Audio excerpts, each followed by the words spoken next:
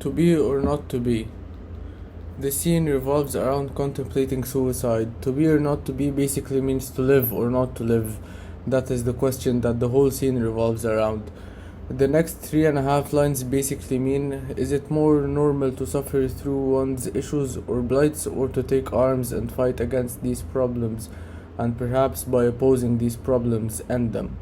The next 5 lines talk about how death basically solves all our problems, as when someone dies they don't sleep, they just dead.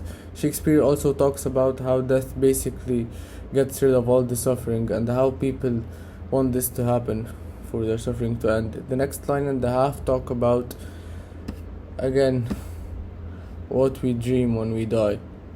When he states, there's the rub, there's the catch. And here he's asking, when you die, what dreams do you experience?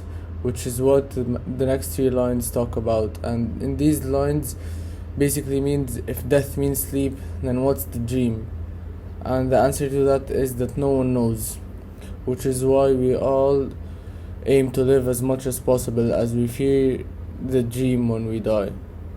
When Shakespeare states shuffled off this mortal coil, he basically means when we die and must give us pause, basically translates to must make us stop and hesitate. The next 3.5 lines talk about why no one puts up with life, and that is because no one knows what happens after death, which is why we all aim to live as much as possible.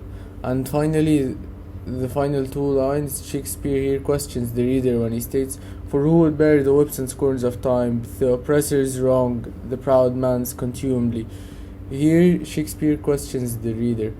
Why would anyone put up with all this miserable stuff if it wasn't for the fear of what happens after death?